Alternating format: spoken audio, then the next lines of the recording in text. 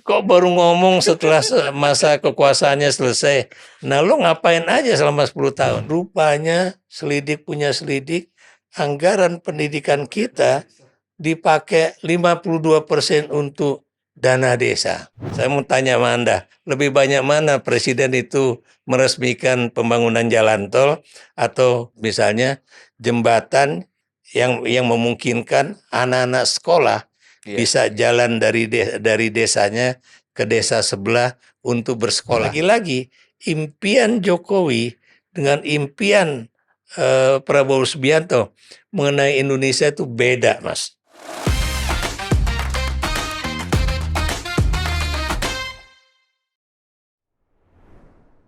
Salam Pancasila. Kawan, bertemu lagi dengan saya Winarko Ngantiwani di Ruang Dialektika. Kali ini kami mengundang kembali Prof. Ikrar Nusa Bakti untuk membahas berbagai macam dinamika terakhir perkembangan politik. Terima kasih Prof. sudah mau rawuh lagi Ya, di makasih Ruang ngundang Dialektika. saya. Kalau Sudah yang dulu ketiga kan di ini rumah ya. saya. Mudah-mudahan tidak kapok, karena kami terus terang masih sangat butuh panduan dan suluh dari Prof. Ikrar untuk berbagai macam dinamika politik belakangan ini. Ya, insya Allah saya masih bisa bicara lah. Dan saya juga sekarang belajar juga untuk punya YouTube sendiri. Oh iya, kawan-kawan mungkin nanti bisa ditampilkan ya. Jadi Prof. Ikrar juga sudah punya mikrofon sendiri sehingga mungkin lebih luasa, lebih bebas untuk. Cuma memang ini bukan sebagai orang yang bisanya maki-maki. Karena saya dari dulu memang pengen punya YouTube yang intinya mengajari. Mengajari anak-anak. Ada konstruktifnya, Prof. Iya, jadi mengajari warga negara Indonesia untuk belajar politik ya, supaya negeri kita lebih baik lah begitu. Dengan semangat yang sama, Prof, kira-kira hari ini kita sudah punya pemerintahan baru, kemarin sudah dilantik. Terlepas apapun dinamikanya, terlepas berbagai macam ketidakpuasan yang dialami dalam proses pemilihan itu, secara hukum, secara legal kita sudah punya pemerintahan baru, presiden dan wakil presiden terpilih. Dan kabinet pun juga sudah diumumkan. Betul. Nah, mungkin kita mulainya dari kabinet sebagai sebuah alat presiden terpilih, sebagai presiden pemerintahan baru. Ini kan seharusnya kemudian mencapai, katakanlah, didesain untuk mencapai keinginan-keinginan seorang presiden ini. Betul. Dan juga mungkin menyelesaikan berbagai macam hal yang katakanlah dievaluasi kurang dari pemerintahan sebelumnya. Gambaran awam dulu aja, Prof. Kira-kira komposisi dan strukturnya kabinet kemarin itu, apakah sudah cukup memenuhi kriteria itu untuk kemudian dikatakan, ya ini presiden sudah siap jalan dan running gitu ya? Ya, saya mulai dari keinginan Pak Prabowo sendiri ya, yang mengatakan bahwa nanti kabinet yang akan dibangun atau dibentuk itu adalah zakon kabinet. Ya. Kabinet ahli. Makanya di dalam YouTube saya tuh saya mulai dengan serial mengenai zakon kabinet itu. Dan memang zakon kabinet itu kabinet ahli itu memang dasarnya keahlian. Dasarnya keahlian, profesionalitas dan bukan politik, ya.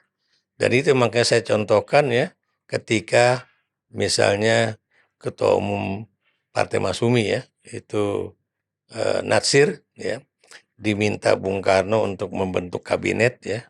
Kenapa demikian? Karena Natsir waktu itu kita tahu ketua umum dari Partai Masyumi, partai yang terbesar di parlemen. Ini Masyumi sebelum pecah nih, karena ini kan September 1949 ya. Jadi ketika kita kembali dari Republik Indonesia Serikat ke Republik Indonesia. Nah, kenapa Natsir? Ya Bung Karno melihat karena dialah ketua partai terbesar. Nah, kemudian kan ada yang nomor 2 kan PNI ya. Ini sebelum pemilu 55 nih ya. Jadi tahun 49 itu. Dan kemudian kita juga tahu bahwa ini 1950 ya. Nah, kenapa Natsir kemudian juga nggak bisa membangun kabinet zakon yang seperti yang dia inginkan? Karena memang antara PNI dengan Masyumi, karena beliau itu orang dari Sumatera ya, nggak klop dengan gayanya PNI yang sebagian besar berasal dari Jawa gitu kan. Makanya agak beda antara pendekatan Masumi terhadap PNI ketika ketua umumnya atau ketua kabinetnya itulah Natsir, orang Minang ya, dengan misalnya waktu itu dipegang sama orang Jawa ya. Jadi apa namanya itu ketika kabinet berikutnya itu adalah sama-sama Masumi, tapi karena dia orang Jawa ya seperti Wilopo ataupun apa namanya itu sebelumnya itu lupa saya namanya itu. Itu juga zakon kabinet tapi sudah mengikutsertakan PNI lah. Jadi lebih kuat mereka. Nah, kata zakon itu tetap dipakai ya, dasarnya itu adalah keahlian, bukan partai. Itulah yang ada di bayangan saya Pak Prabowo akan melakukan itu ya. Dan kita juga tahu. Dan berkali-kali kan di berbagai kesempatan disampaikan gitu ya. Betul ya. Dan kemudian kita juga tahu zakon kabinet di zaman misalnya Insinyur Haji Juanda ya.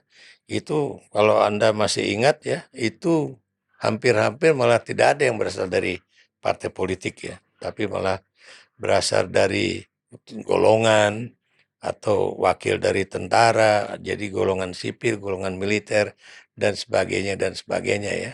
Meskipun itu kan katanya respon atas kebuntuan proses di parlemen yang terlalu Iya, bertele-tele tapi gitu. kan kita tahu kebuntuan proses di parlemen itu kan cuma sebetulnya yang paling pokok adalah persoalan Pancasila sebagai dasar negara gitu. Apakah dasar negara kita mau Pancasila atau Islam gitu kan.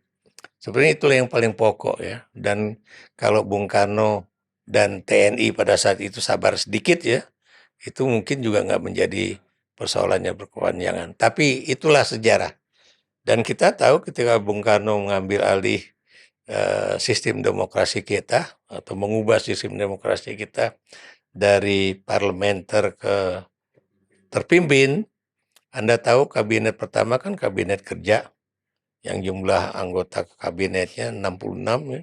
Dan kemudian sampai ke kabinet 100 menteri yang kemudian jumlahnya itu awalnya jadi awalnya itu 101 dan terakhir kalau nggak salah kabinet Dwi Kora II itu 132. Sampai ada istilah kabinet menteri tanpa portofolio Ya, gitu. itulah. Nah, kemarin ketika saya melihat jumlah menteri dan jumlah calon menteri dan jumlah calon wakil menteri ya, termasuk kepala badan, itu langsung saya kemudian otak saya langsung ke waduh, Dejavu ini gitu ya. ini seperti zaman Bung Karno ada kabinet 100 menteri. Dan saya nggak mengerti mengapa kemudian Pak Prabowo mengambil orang segitu banyaknya. Lagi-lagi saya tidak ingin apa namanya itu mendowngrade ya orang-orang person to person ya mengenai keahlian mereka. Tapi saya melihat bahwa apa namanya itu dengan dibaginya misalnya kan misalnya hukum dan HAM atau kemudian juga LHK dengan kehutanan, betul dengan lingkungan dan sebagainya ya. Itu saya melihat bahwa waduh jadi banyak banget. Kita kemudian juga nggak tahu ya. Ini kalau kemudian ada persoalan ya.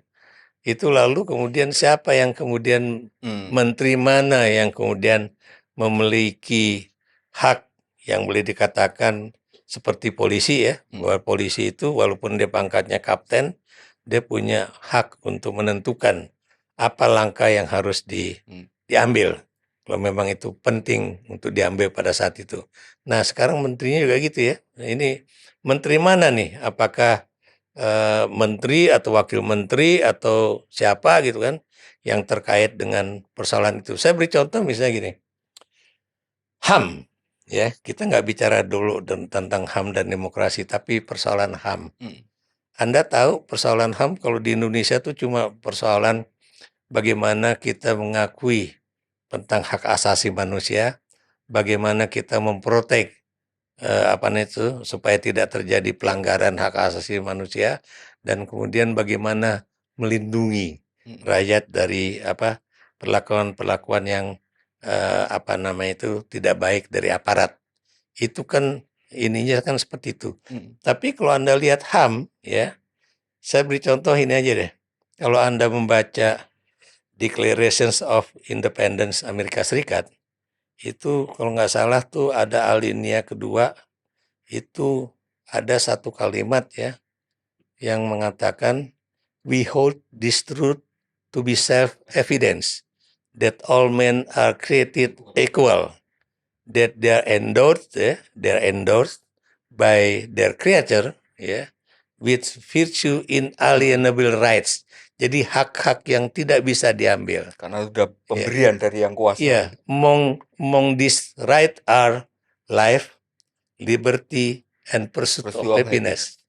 Inilah HAM menurut pengertian Amerika. Ya. Dan itu di Undang-Undang Dasarnya sudah tulis. Ini di dalam pembukaan Undang-Undang Dasarnya seperti itu, Declaration of Independence seperti itu. Tapi kita juga tahu perkembangan HAM itu kan macam-macam ya. Ada civil and political rights, ada social and cultural rights, ada juga economic rights. Nah, dalam kasus Indonesia yang namanya HAM juga demikian kan. Mana nih yang harus didahulukan nih? Apakah cultural rights-nya atau kemudian social and political rights atau gimana? Saya beri contoh nih. Kalau Natalius Pigai ini kan menjadi menteri HAM ya. Apakah dia akan menangani seluruh persoalan HAM? Misalnya hak rakyat untuk hidup, hak rakyat untuk mendapatkan kebahagiaan atau mengejar kebahagiaan, ya, hak rakyat untuk mendapatkan kebebasan, ya. Sementara kita tahu hak rakyat untuk makan, ya, itu apakah juga dipegang oleh Menteri HAM? Hak rakyat untuk bekerja, apakah itu juga dipegang oleh Menteri HAM? Ya, karena ini kan persoalan HAM tuh banyak ya, karena kita tahu, maaf kata ya, di zaman Pak Jokowi itu lebih banyak bicara mengenai pembangunan infrastruktur ketimbang pembangunan manusia Indonesia. Ya. Di dalam pembangunan infrastruktur itu sendiri ya, maaf kalau saya berani mengatakan ya, lebih banyak infrastruktur yang kemudian bisa memberikan dia nama, ya, bisa memberikan dia apa namanya itu, pokoknya citra yang baik. Bikin monumen lah gitu. Saya beri contoh pembangunan dam, pembangunan bandara, pembangunan jalan tol. Saya mau tanya sama Anda, lebih banyak mana presiden itu meresmikan pembangunan jalan tol atau membuat misalnya jembatan yang menyebabkan yang memungkinkan anak-anak sekolah bisa jalan dari desanya ke desa sebelah untuk bersekolah. Apa yang ingin saya katakan di sini adalah pembangunan jembatan-jembatan yang semacam ini malah hampir-hampir diabaikan. Presiden mungkin bisa mengatakan, oh itu kan bukan tanggung jawab presiden, tanggung jawab urusan daerah.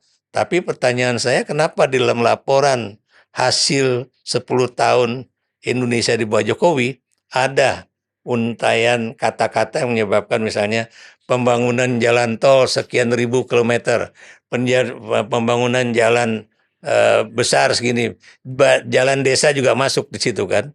Nah ini ya, dan ini yang saya bilang harusnya yang memang tidak masuk ke dalam kategori pencitraan, tapi ini benar-benar sangat dibutuhkan oleh anak-anak SD kita, SMP kita. Karena Anda tahu kan, belakangan ini kan baru ada bagaimana seorang guru ya di satu daerah untuk kemudian mengantarkan guru lain bisa mengajar, itu mesti pakai motor boat ya atau Johnson yang kemudian ada lubangnya yang harus diambil terus airnya supaya itu nggak tenggelam.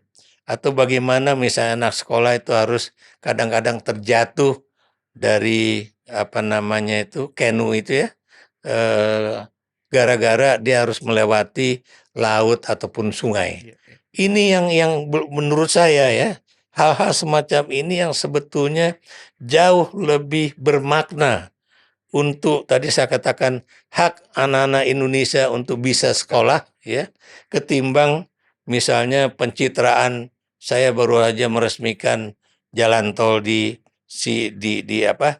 A atau di B ya, yang udah panjangnya sekian kilometer. Padahal Anda tahu pembangunan jalan tol itu kan bukan negara yang mengeluarkan uang ya, investor yang mengeluarkan uang. Dan kemudian juga Anda tahu bagaimana perusahaan-perusahaan BUMN karya itu berdarah-darah. Maksud saya berdarah-darah tuh bukan darah beneran, tapi bagaimana dia kemudian harus berhutang kepada bank, baik itu konsorsium bank yang ada di Indonesia ataupun di negara lain begitu kan. Jadi inilah yang buat saya tuh boleh katakan tidak tampak di dalam upaya untuk membangun Indonesia. Dan kemudian kalau Anda juga tahu ya, apa yang terjadi, saya beri contoh misalnya bagaimana kita kemudian memperbaiki nasib guru ya. Tidak sedikit guru-guru yang sampai sekarang belum diangkat untuk kemudian bisa mendapatkan pendapatan yang layak. Saya tidak mengatakan besar ya, tapi layak. Jauh sekali, bahkan hanya dari minimal layak. Anda lihat aja kemarin kan di Kompas TV atau di Metro TV kan itu juga ada. Kemarin ya, buka slip gaji hanya 200 gitu. Iya. Udah nggak ada lagi. Ya, habis itu dia menjadi pemulung, ya kan? Kemudian macam-macam lah yang dikerjakan oleh guru-guru tersebut ya. Belum lagi guru-guru di wilayah terpencil gitu kan. Ini contoh-contoh dulu ya. Saya kemudian juga bagaimana dengan anak-anak misalnya mahasiswa kita yang tahun lalu ya, bahkan tahun ini masih kesulitan untuk membayar kuliah gara-gara uang kuliah tunggal itu di beberapa universitas negeri ya, langsung meroket gitu kan. Ini nih auzubillah min zalik ya. Dan kita juga dengar dari Pak Nuh ya, sebagai mantan Menteri Pendidikan dan Kebudayaan yang mengatakan rupanya selidik punya selidik, anggaran pendidikan kita dipakai 52% untuk dana desa. Yang kemudian kita bertanya-tanya ya, dana desa itu kepentingan siapa gitu kan. Memang ada satu partai politik mendapatkan keuntungan juga dari situ. Tapi saya menduga ini juga mungkin buat juga pada masa kampanye.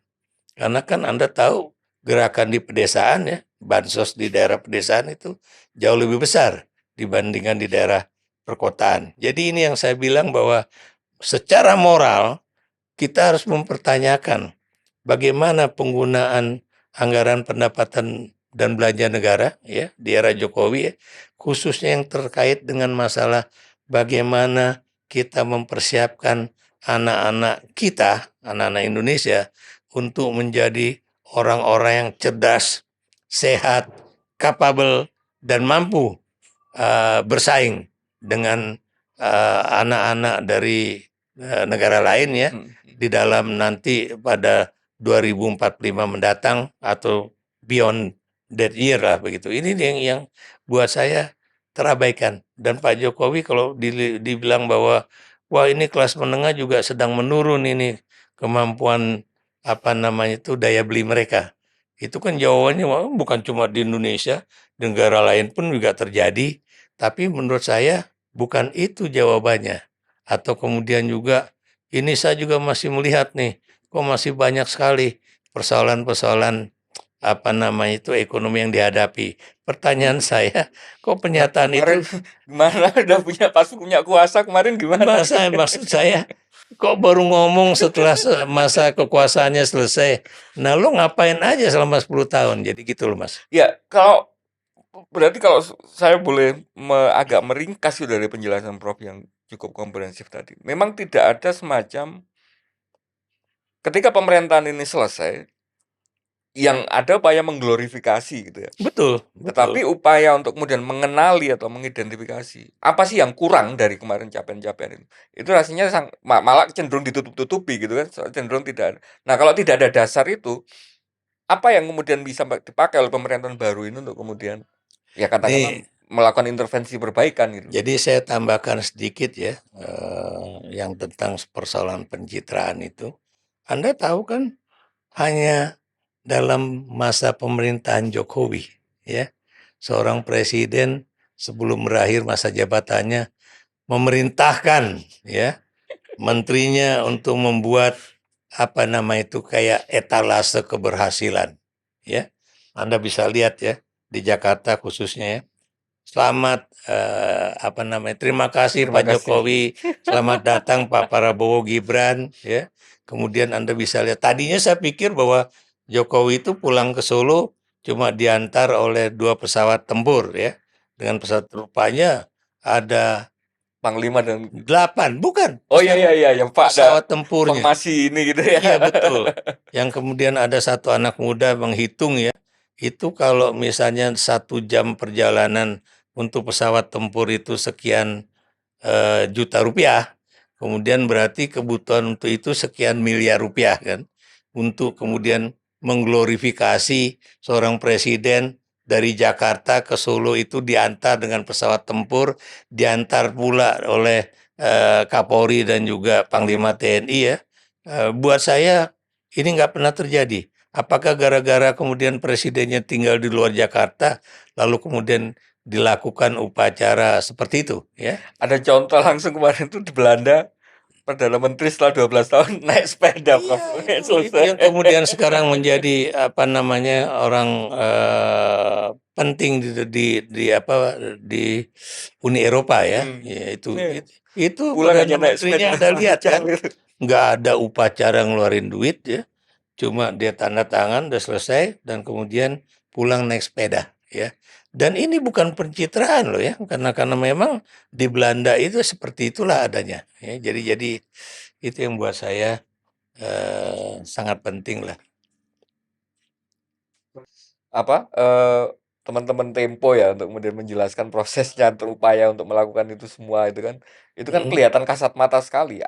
Agak aneh kemudian ketika presiden yang mestinya sudah selesai itu kan tidak ada kepentingan politik, tapi kenapa kemudian sampai merasa perlu untuk mengangkat citranya dengan upaya-upaya kampanye tadi? Ya itu tadi saya bilang what for ya. Kenapa? Karena dulu Pak SBY tidak melakukan itu ya. Anda masih ingat kali ya? Saya kemudian harus berani mengungkapkan ya.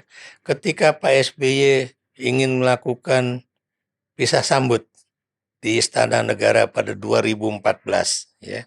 Saya waktu itu berada di Bundaran HI. Pak Jokowi itu sengaja melambatkan jalannya rombongan dia ke istana supaya Pak SBY itu menunggu cukup lama. Karena mungkin dia pikir ngapain nih kok ada acara-acara seperti ini karena sebelumnya nggak pernah terjadi. Tapi Anda bisa lihat bagaimana kemarin kejadiannya setelah apa namanya beliau dilantik, Pak Prabowo dilantik di gedung DPR MPR ya. Kemudian masuk ke istana dan terjadi upacara yang benar-benar besar-besaran ya. Pisah sambutnya itu kemudian di apa namanya itu disiarkan oleh televisi nasional dan di situ lagi-lagi menunjukkan betapa terjadi glorifikasi ya terhadap apa namanya itu wah hebat Jokowi gitu kan. Ini lagi ya, apakah kemudian tadi kembali ke persoalan apa namanya itu anggota kabinet ya. Kalau tadi saya kembali bicara mengenai berapa sih komposisinya ya. Kalau ada satu charts ya yang sayangnya saya nggak bawa ya. Itu ternyata sebagian besar anggota kabinet kita itu adalah berasal dari partai politik, ya, berasal dari partai politik. Dan kalau Anda lagi apa namanya melihat lagi dari komposisi menterinya, berapa jumlah menteri yang berasal dari kabinet sebelumnya? Ada yang seloro itu kabinet second mah kalau ini. Ya, itu ya, itu Bukan ya, kabinet itu baru, banyak yang sudah. Refli Harun itu menggunakan kata itu. Karena apa namanya itu semalam di Indonesia Slayer Club dia menggunakan gitu. Ini bukan bukan second kabinet tapi second kabinet. Kenapa dia menggunakan kata second kabinet? Pertama, mantan anggota kabinet Jokowi banyak banget di situ. Tadinya cuma 16, dia hitung-hitung katanya antara 17 sampai 18. Dan kalau Anda lihat 17 sampai 18 dari berapa tuh? 49 menteri ya. Itu jumlahnya udah hampir sama dengan sekitar sepertiga anggota kabinet. 30%. 30%. Yang jadi pertanyaan saya, ya, memang ada beberapa menteri yang memang harus dipertahankan. Kenapa? Karena untuk menjaga agar kepercayaan pelaku pasar, baik di dalam negeri maupun pelaku pasar atau investor internasional itu tetap ada kepada Indonesia. Siapa orang itu? Udah pasti Menteri Keuangan, ya, Menteri Keuangan. Dan Anda lihat ya, apa namanya itu, kalau memang harus untuk menjaga hal seperti itu, ya cukup Bu Sri Mulyani aja yang dipertahankan untuk itu. Tapi kemudian ini kan enggak, ini seakan-akan masih digunakannya anggota kabinet dari masa lalu, katanya ini untuk menjaga keberlanjutan, ya. Padahal menurut saya, apakah Pak Prabowo itu akan melanjutkan semua apa yang sudah dilakukan oleh Jokowi selama 10 tahun? Belum tentu. Kenapa demikian? Karena lagi-lagi impian Jokowi dengan impian Prabowo Subianto mengenai Indonesia itu beda, Mas. Ya, Beda. waktu pidato kemarin kan kelihatan sekali langsung waktu pengakuan. Saya beri contoh ya, kalau Jokowi tadi lebih mengglorifikasi pembangunan apa namanya infrastruktur, kalau Pak Prabowo itu ya, karena biar gimana pun apa namanya beliau itu adalah anak dari Sumitro Djoyohadikusumo, cucu dari Pak Margono Djoyohadikusumo ya. Ini Pendiri BNI kita ya. tahu ini adalah orang-orang yang dalam pikiran mereka bagaimana Indonesia itu bisa menjadi negara berdaulat dalam bidang ekonomi, ya. Anda jangan lupa ya. Makanya kemudian pendekatan sosialisme pada masa lalu itu lebih muncul. Ya, ya. Biar gimana pun Pak Prabowo ini adalah campuran antara pendekatan PSI dengan pendekatan PNI. Kenapa demikian? Karena beliau juga masih apa namanya mengagung-agungkan Trisaktinya Bung Karno, ya. Ini dan Anda juga jangan lupa bahwa Prabowo lah yang kemudian mengembalikan apa tujuan nasional atau dibentuknya negara Republik Indonesia, yaitu adalah mencerdaskan kehidupan bangsa, ya kan? Kemudian ikut serta dalam perdamaian dunia dan kemudian bagaimana mensejahterakan rakyat dan sebagainya. Makanya jangan kaget kalau pilar utama dari pemerintahan atau kebijakan Prabowo Subianto adalah memberikan supaya anak-anak makan gratis yang bergizi, ya. Kemudian bagaimana supaya anak-anak SD, SMP, SMA bisa bersekolah. Kalau bisa seminar gratis, semuanya udah gratis sekarang ya. Bagaimana supaya anak-anak kita juga bisa kuliah ya, seminim mungkin bayar kuliahnya supaya lagi-lagi anak-anak orang miskin itu bisa bersekolah. Jadi memang beda ya pendekatannya karena Pak Prabowo itu justru ingin meningkatkan kembali kapabilitas dari manusia Indonesia ya ketimbang bicara mengenai infrastruktur dan sebagainya. Nah, kemudian kalau kita lihat ya, kita tadi saya katakan ya, itu dari posisi tadi saya katakan masih banyak politisinya, kemudian TNI Polri juga sangat sedikit ya. Saya boleh mengatakan demikian. Yang sedikit juga itu adalah dari kalangan profesional atau pengusaha. Anda lihat persentasenya dikit banget, kecil banget. Lalu pertanyaan saya, di mana profesionalismenya gitu kan?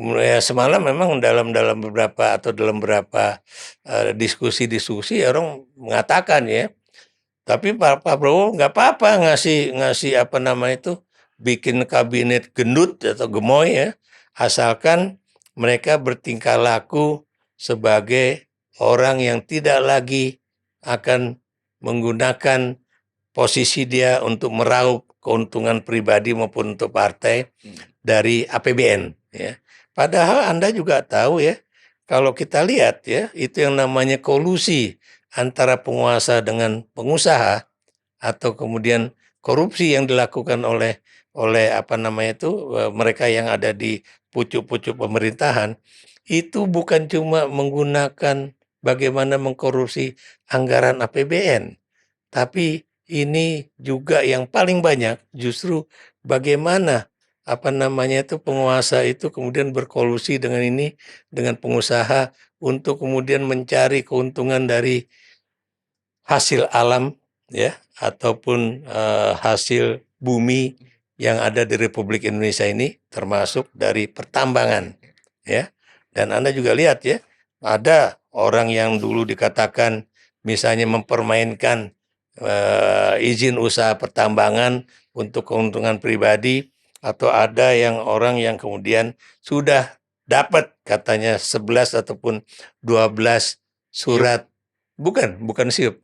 Ini Iup, nih iup, izin usaha bukan pertambangan. ini yang terkait dengan dia udah dapat sprindik. Oh, oke. Itu kemudian masih Ya, juga ya, ya, menjadi ya, menteri. ya.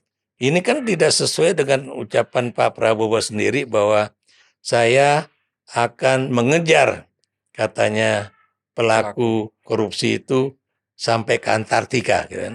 Nah ini yang buat saya itu nggak klop lah. Kalau memang misalnya dia sudah melakukan apa yang disebut dengan fakta integritas, baik kalau gitu kita mulai dari awal saja gitu kan. Sejak dari awal itu yang namanya fakta integritas harus sudah mulai berjalan. Tapi kemudian kita bisa bertanya ya, apakah dalam 1 atau 2 hari setelah orang-orang itu dilantik atau disebutkan menjadi calon menteri atau wakil menteri, atau paling enggak dia udah dilantik jadi menteri lah ya.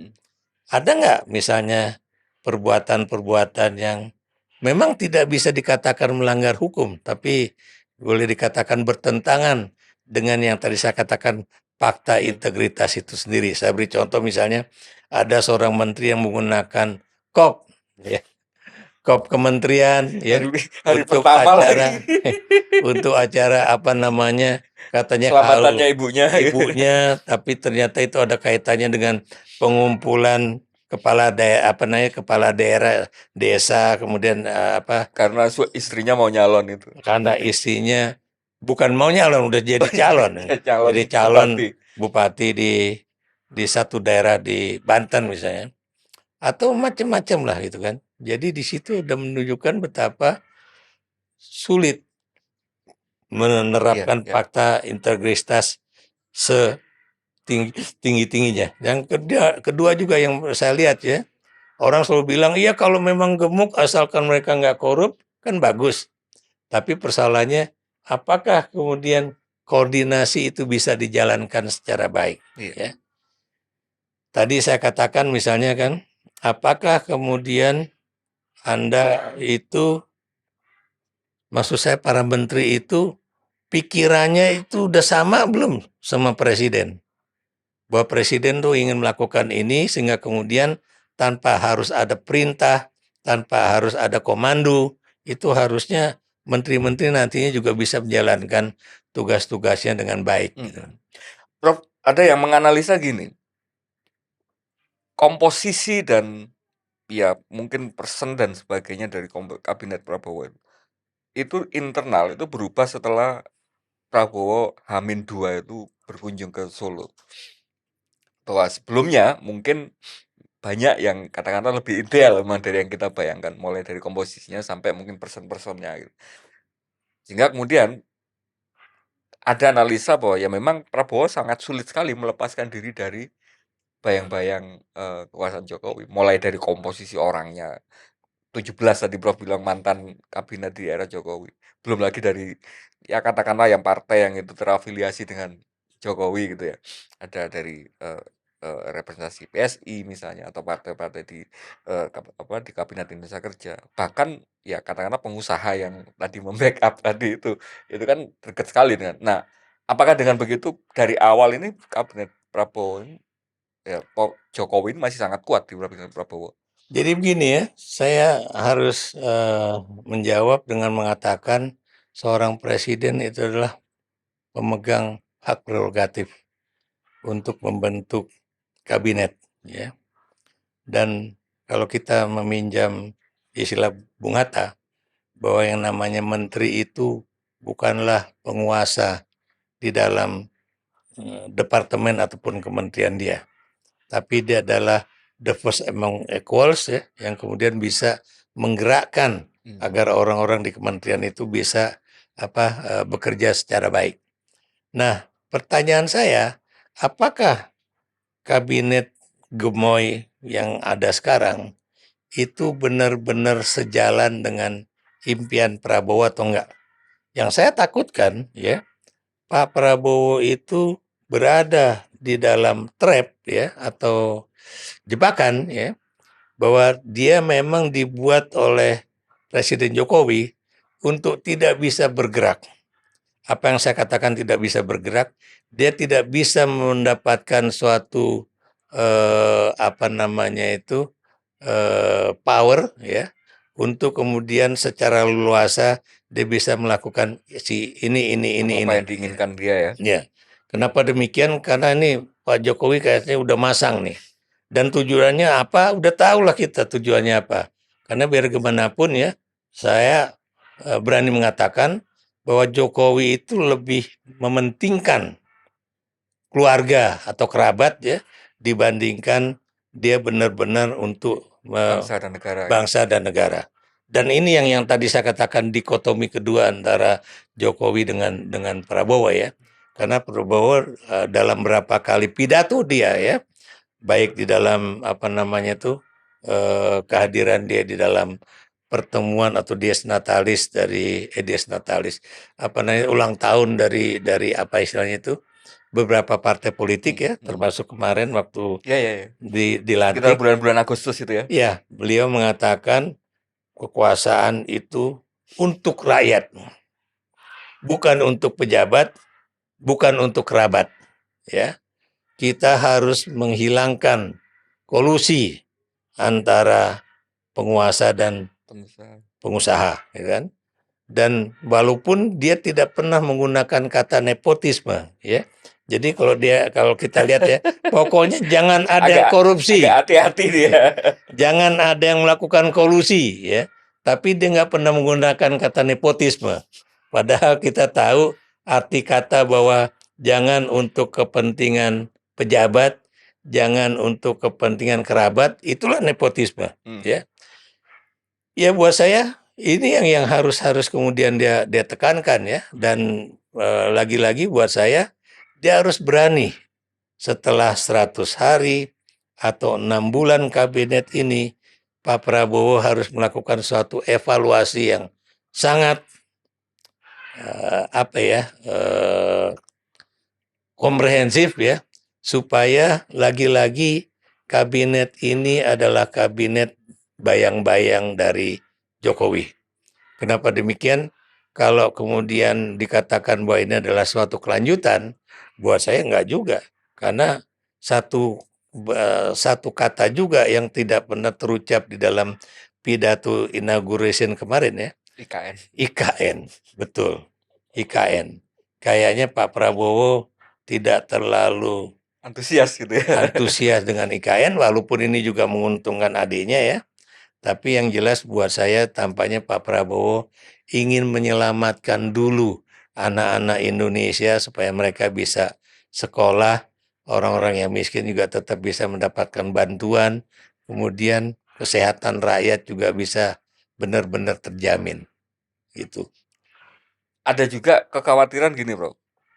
Salah satu yang kemarin banyak dievaluasi dari era pimpinan di bawah Jokowi adalah upaya Jokowi untuk merangkul semua kekuatan politik sehingga suara-suara kritik parlemen, ya kalau non parlemen otomatis lah, tapi suara-suara kritik di parlemen itu sudah sedemikian rupa dikondisikan untuk selalu memfasilitasi kemauan seorang presiden gitu. Nah ini rasanya ini juga sekarang sedang tercopy paste dengan hari ini hanya ada mungkin 3 partai yang ada di luar partai parlemen ya, yang ada di luar pemerintahan. Dengan kemudian ya tidak ada semacam ketegasan juga bahwa mereka mengambil posisi yang oposan gitu ya terhadap pemerintahan. Bahkan misalnya katakanlah kemarin sempat ada upaya pertemuan gitu ya antara Prabowo dengan Ibu Megawati yang ternyata meskipun somehow ternyata tidak terjadi ya sebelum. Nah itu mengartikan gimana, Bro? Jadi begini ya, ini yang saya sangat resah ya. Termasuk juga teman-teman yang boleh dikatakan sangat peduli pada masa depan demokrasi kita. Kenapa demikian? Karena Anda tahu ya, pemilihan umum yang serentak itu, kemarin legislatif dengan presiden ya, sekarang pemilihan kepala daerah ya.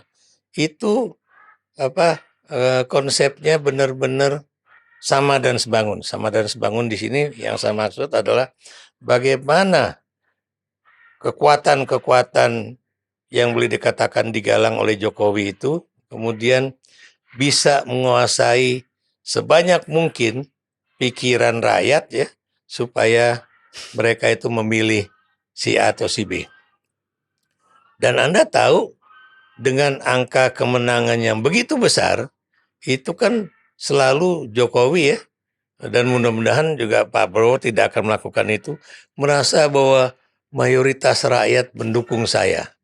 Dan berarti legitimasi politik saya sangat besar. Sangat besar. Dan karena legitimasi politik itu, saya bisa melakukan apa saja. Ya, ini yang sangat berbahaya. Kenapa sangat berbahaya? Karena Anda tahu yang namanya politik itu kan ada yang namanya kontrak sosial. Ya.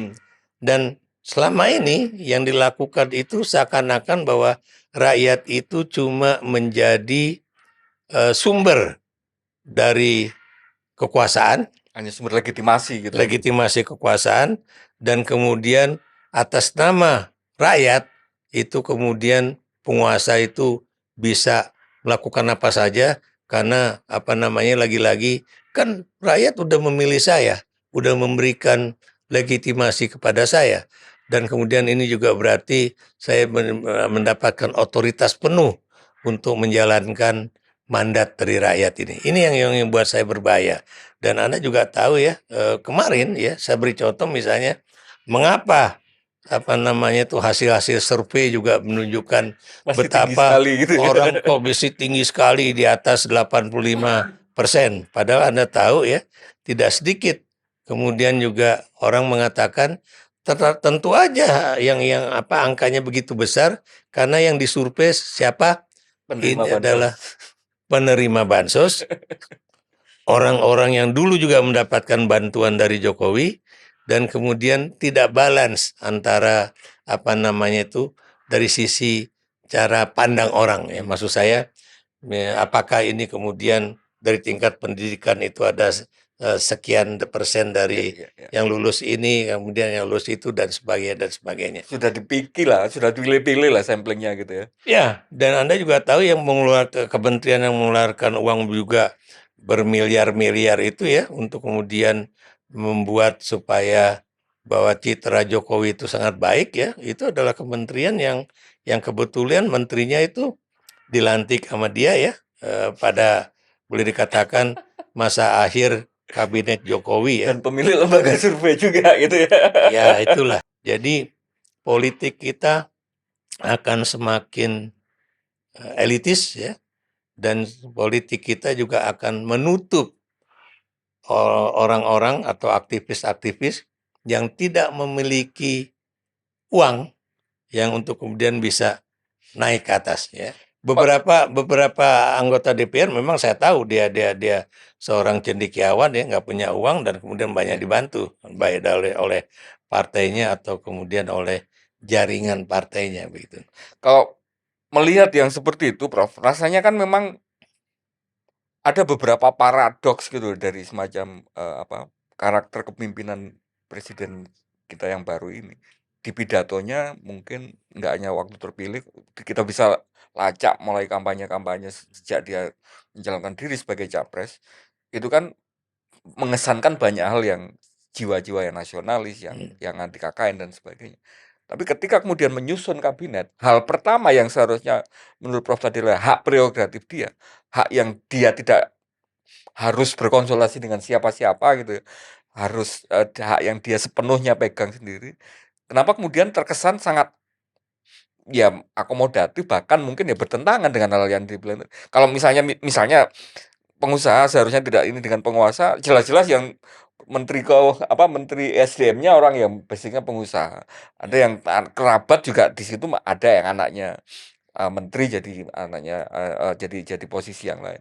Jaringan-jaringan yang di luar itu juga banyak. Nah, ini kenapa kok sampai tercipta paradoks-paradoks seperti ini di sosok antara yang diomongkan Prabowo, dicita-citakan atau disampaikan dengan konkretnya, real politiknya. Itu masalahnya di mana? Iya, memang kalau kita lihat dari komentar-komentar beberapa pakar ya, ataupun beberapa orang yang sangat concern dengan masa depan Indonesia, Mhm. itu kan mereka menyatakan kok ada paradoks ya, ada anomali antara pidato dengan kenyataan di dalam penyusunan kabinet. Mhm. Saya beri contoh yang tadi saya katakan, saya sangat terkesan dengan kata zaken, ya. Tapi konsepsi saya tentang zaken itu adalah sebuah kabinet yang kurus, ya, menggunakan benar-benar sumber daya manusia yang sangat brilian Iya. dan Apa, saya potong sedikit, Bob. Itu kan juga kontraintuitif ya, ketika negara kita beban ini sedemikian besar, tapi insting pertama lah membesarkan ini. Padahal kan mestinya di mana-mana ya austerity gitu kan. Mestinya pengurangan budget, pengurangan anggaran, betul. perampingan Dan saya kabinet juga gitu. nggak tahu apakah Pak Prabowo juga tahu misalnya jumlah kementerian dan lembaga di Indonesia itu ada berapa. Sebab kalau misalnya angka menterinya aja dari 34 menjadi 40 berapa? 9 ya. Belum badan-badan itu, belum Atau wakil kalau kita menterinya. jumlah semuanya ya, sekarang ada 109 jabatan Ya, atau mungkin 110 kalau ditambah Pak Luhut menjadi Ketua Dewan Ekonomi ekonomi. Nasional ya. Dibandingkan dengan 34 itu berarti 3 kali lipat. Walaupun yang 34 itu memang ada juga wakil-wakil menteri dan sebagainya. Tapi yang jelas lonjakannya terlalu tinggi. Itu yang saya bilang bahwa bagaimana mengorganisasi lembaga ini. Bagaimana mengatur apakah itu siapa yang kemudian memiliki hak ya untuk mengambil keputusan dan sebagainya ya.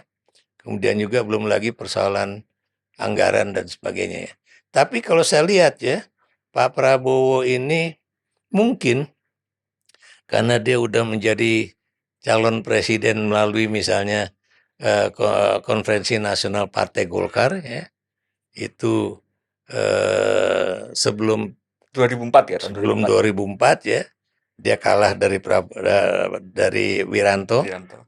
Kemudian 2004 juga 2009 juga dia maju gitu kan bersama Megawati, kalah dari siapa namanya? SBY-JK. SBY, Oh, Budiono, bukan SBY Budiono Budiono. ya. Dan kemudian 2014 2019 kalah dari Jokowi gitu kan. Makanya kemudian dia juga khawatir kalau kemudian sekarang dia udah terpilih tapi gagal dilantik kan gitu kan. Kayaknya dia ingin menyelamatkan dulu bahwa dia benar-benar bisa dilantik sebagai Presiden Republik Indonesia. Makanya kemauan yang boleh dikatakan dari mantan bosnya yaitu Jokowi, dia terima Dituruti aja. semua gitu ya. Tapi buat saya itu tadi ya, kalau bisa ya 100 hari pertama atau 6 bulan pertama dia harus Evaluasi bisa yang ketat lepas. tadi ya. Ya. Sebab tanpa itu, ya lagi-lagi tanpa itu, dia tidak akan memiliki suatu tadi authority untuk mengarahkan kemana Indonesia ke depan begitu. Dan rasanya contohnya mungkin nggak perlu jauh-jauh karena di Filipina itu kan mengalami konstelasi yang hampir Ya, sama gitu. kemarin cuma walaupun ada perbedaan lah. Kenapa perbedaan? Karena pemilihan di Filipina itu antara pemilihan presiden dengan wakil presiden itu Beda paket. tidak berpasangan. Iya. Tapi itu 2 kali pemilu. Iya. Tapi apa yang terjadi di Filipina itu bukan mustahil bisa terjadi di Republik ini. Iya. Apalagi Anda tahu ya bahwa sang wakil presiden itu pernah membuat satu pernyataan-pernyataan yang sangat-sangat negatif, sangat-sangat pribadi ya, baik terhadap presiden terpilih atau sekarang menjadi presiden Republik Indonesia ataupun terhadap presiden yang lain ya, termasuk pada Pak SBY. Kalau buat Pak Prabowo itu bukan main. Iya. Ucapan-ucapan yang tidak pantas Iya. untuk dibuat oleh seorang anak presiden. Hmm. Fufu Fafa itu ya. Jadi itu yang buat saya yakin Prabowo itu bukan melupakan ya. Saya yakin Nunggu waktunya gitu ya. teman-teman di Gerindra itu nggak bisa mengatakan bahwa Allah Prof Ikrar masih ikrar belum. Itu kan dulu ketika Prabowo sama Berhadapan-hadapan. iya sama Prabowo sama Jokowi berhadapan-hadapan gitu kan. Tapi saya bilang terserah berhadap-hadapan, terserah bahwa yang namanya politik itu tidak ada kawan yang abadi, tidak ada lawan yang abadi, yang ada adalah kepentingan. Tapi ini adalah suatu hal yang sangat-sangat penting.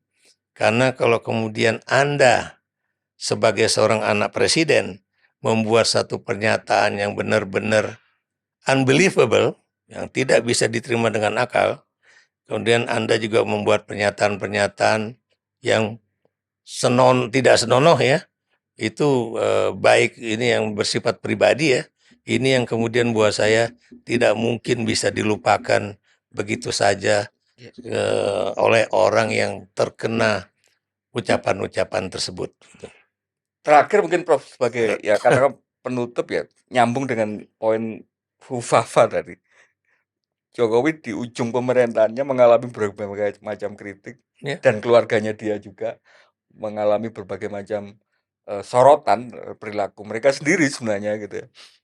Mulai dari ya upaya untuk meloloskan putra bungsunya untuk bisa menjadi kepala daerah yang kemudian itu menimbulkan gerakan Indonesia Darurat sampai kemudian nggak tahu itu sengaja atau tidak yang flexing yang itu kemudian menunjukkan ketidakpekaan sosial dan sebagainya sampai Fufafa ini. Kira-kira apakah kemudian dengan di Indonesia dikenal ada semacam pepatah Jawa terhadap prinsip kepemimpinan masa lalu adalah mikul dur mendem jero gitu ya.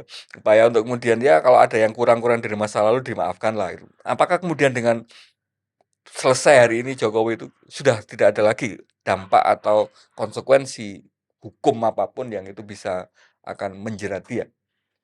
Satu ya, yang nomor satu jawaban saya ya, Anda bisa saja menutupi keburukan-keburukan Anda. Tapi di atas langit ada langit. Jadi apa yang ingin saya katakan ya, Anda boleh saja menceritakan bahwa Anda lahir di tepi kali A gitu kan. Anda berasal dari orang miskin, ya. Anda bukan berasal dari kalangan elit, Anda naik pesawat di kelas ekonomi dan sebagainya ya. Tapi yang jelas berbagai kebohongan-kebohongan itu bisa saja dibuka oleh Tuhan. Apa yang terjadi dengan Fufu Fafa, ya, apa yang terjadi dengan persoalan naik jet pribadi yang katanya nebeng kan, atau naik jet pribadi katanya saya nggak pakai dana APBN kok, saya nggak pakai dana APBD ya, atau kemudian bagaimana itu gaya hidup hedonis itu ya yang dilakukan oleh baik anak maupun mantunya itu kemudian akhirnya terbuka di mata masyarakat. Kenapa demikian? Ya itu seperti yang kalau orang Jawa bilang itu ya, yang namanya kekuasaan itu memang memanggul lupa. Jokowi lupa siapa dirinya, lupa siapa yang pernah membantu dia, lupa bahwa dia itu sekarang benar-benar orang yang tersorot ya. Karena biar bagaimanapun, Anda sekarang duduk sama saya sejajar ini, kalau nanti Anda naik ke atas, ya, atau naik ke atas genteng, itu pasti terpaan anginnya jauh lebih keras dibandingkan dengan ketika kita duduk di dalam ruangan ini ya. Dan kemudian ya itu tadi ya, bahwa sekarang juga ya, kalau tadi Anda katakan konsep Jawa mikul dhuwur mendem jero. Itu memang ini adalah satu filosofi Jawa yang baik ya. Itu upaya agar seorang anak itu menjunjung tinggi ya, menjunjung tinggi kehormatan dari orang tuanya ya, atau yang baik-baik itu dikemukakan atau diangkat-angkat dan kemudian memendam dalam-dalam keburukan dia. Tapi jangan Anda lupa ya, konsep Jawa itu tidak berhenti di situ. Kalau ini tidak terbatas pada persoalan pribadi atau keluarga, fine, mikul jur bener jero itu berhenti di situ ya. Tapi kalau ini terkait dengan negara ya, seorang pemimpin negara itu tidak bisa kemudian cukup dengan supaya rakyatnya melakukan mikul dhuwur mendem jero ya. Tapi kita juga tahu kalau memang ada kesalahan-kesalahan yang dibuat oleh seorang pemimpin negara, itu yang harus kemudian disidik ya. Apakah itu, saya beri contoh misalnya, apakah benar dia tidak pernah melakukan mendapatkan bantuan dari pengusaha untuk kepentingan bisnis anak-anaknya ya. Jadi pasal gratifikasi juga kan itu. Pasal gratifikasi masuk di situ. Apakah dia benar-benar tidak terlibat dalam kasus misalnya menggulkan sang anak untuk menjadi calon presiden ya, keputusan MK 90 melalui keputusan MK 90, atau dia juga misalnya benar-benar tidak terlibat dalam membuat terjadinya keputusan MK mengenai bahwa Kaisang atau seorang calon gubernur itu tidak harus berusaha pada pendaftaran, tapi pada pelantikan. Semua permainan politik ini kan boleh dikatakan direkayasa. Dan memang pada saat MK melakukan suatu sidang, walaupun sayangnya sidangnya terbatas hanya 14 hari ya, dan itu kan tidak bisa mengungkap apa yang terjadi pada saat itu, dan MK pada saat itu anggotanya juga masih memiliki ketakutan ya pada kekuasaan. Tapi Anda tahu MK begitu menjelang berakhirnya pemerintahan Jokowi, dia nggak takut untuk kemudian mengeluarkan misalnya putusan MK nomor 60, putusan MK 70, yang ini kemudian memporak-porandakan berbagai rekayasa politik supaya anak bungsunya juga kemudian bisa terpilih menjadi kepala daerah, dalam hal ini gubernur. Tapi Anda juga tahu ya, jangan lupa Jokowi adalah orang yang pantang mundur. Sekali yang layar terkembang, nggak ada cerita tuh akan surut ke belakang. Dan ini bukan mustahil, dia akan terus berupaya untuk menjadikan Gibran menjadi somebody ya. Dan Anda juga jangan lupa ya, ini kan juga lucu nih. PSI itu adalah partai yang tidak memiliki kursi di parlemen. Tapi dia mendapatkan kalau nggak salah kursi di kabinet, kalau nggak salah 4. Ya. Unbelievable ya. PKS mungkin memang tidak mendapatkan kursi, tapi ada seorang kalau nggak salah ilmuwan ya, itu kemudian di-endorse dari EPP itu ya. Oleh PKS untuk kemudian bisa masuk ke dalam kabinet ya. Yang sekarang menyatakan diri benar-benar berada di luar pemerintahan walaupun mendukung pemerintahan Prabowo itu adalah PDIP dan Nasdem. Nasdem kan mengatakan kami ada di dalam pemerintahan tapi kita tidak duduk di dalam kabinet ya. Jadi mudah-mudahan ya checks and balances itu masih tetap ada. Walaupun Anda tahu tadi yang Anda sudah tanyakan duluan ya, antara kekuasaan eksekutif dengan hubungan ke eksekutif dengan legislatif, yang dimana ketua-ketua partai utamanya ya, yang ada 8 partai di parlemen itu, kalau sebagian besar sudah dikuasai oleh presiden, jadi Menko semua. Apakah itu kemudian juga tidak menjadikan yang namanya parlemen itu sebagai stempel dari keinginan seorang presiden. Ini yang kita harus hindari.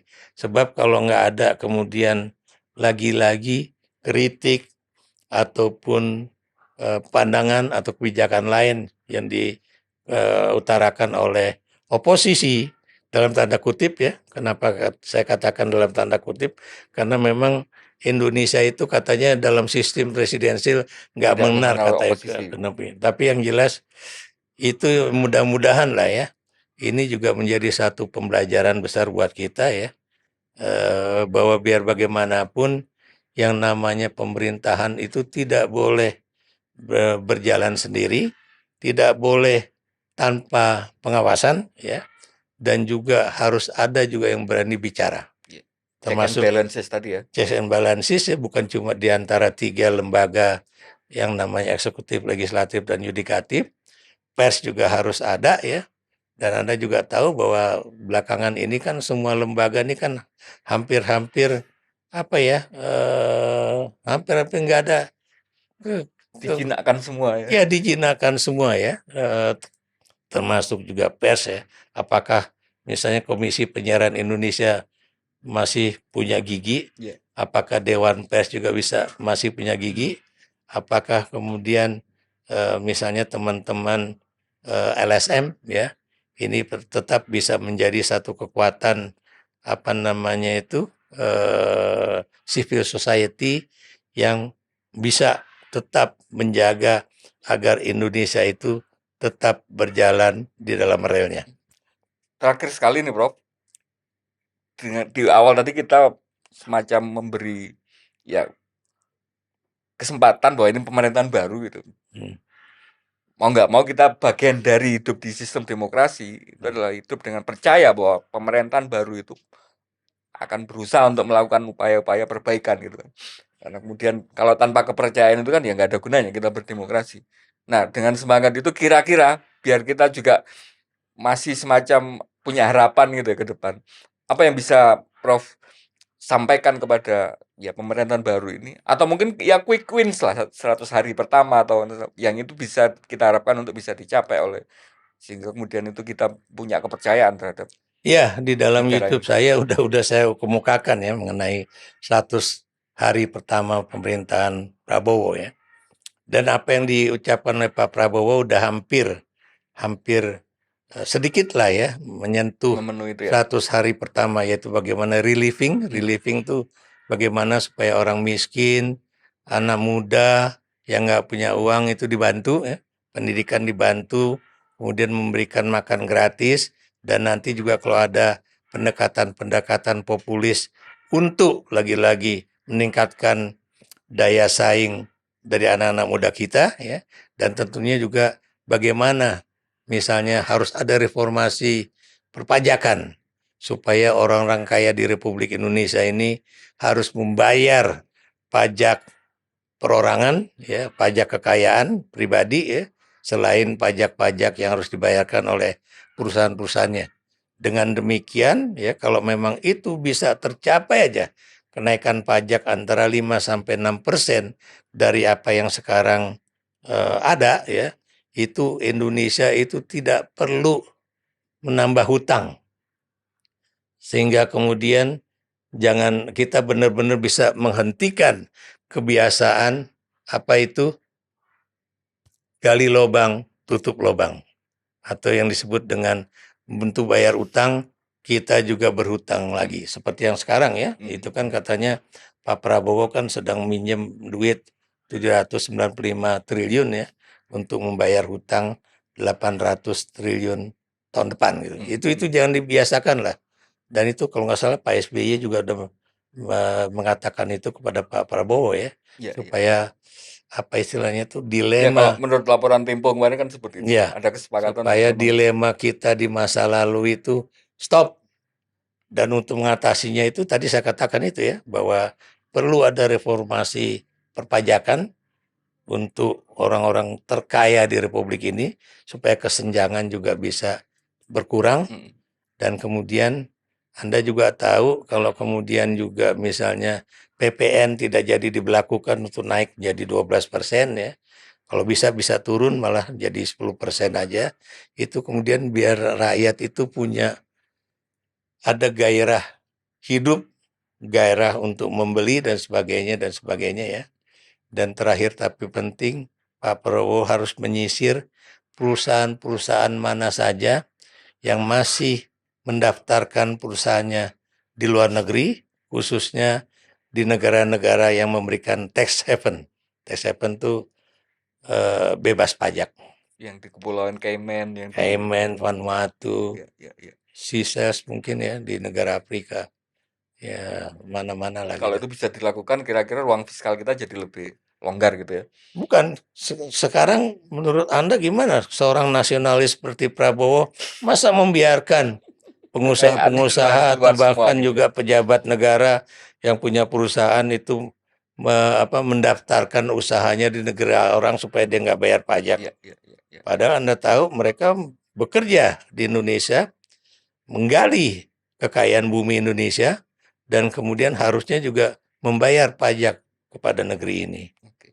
Mudah-mudahan didengarkan oleh presiden maupun siapa yang membantu beliau, karena harapan kami memang ini kan bagian dari pertama check and balance tadi Prof ya, bahwa kita menjaga ruang dialektika ini untuk memberi semacam kontribusi gitu kan, nggak hanya sekedar kritik dan marah-marah gitu, tapi Ya, ada upaya untuk ya kalau Anda lihat ton omongan saya kan bukan orang yang suka maki-maki. Ton orang saya ini kan bukan orang yang cuma bisanya mengeritik, tapi kan juga demokrasi bisa. kan perlu itu kan memang. Betul. Saya kan juga memberikan rekomendasi Oke. gitu untuk Prof Ikrar, perbaikan Indonesia. terima kasih banyak atas Sama-sama. waktunya, atas pencerahan-pencerahannya. Mudah-mudahan tidak kapok untuk kembali ke ruang dialektika lagi. Terima kasih. Saya Winarko Ngantiwani undur diri. Kita ketemu di ruang dialektika berikutnya. Salam Pancasila. Salam Pancasila, Prof. Salam Pancasila.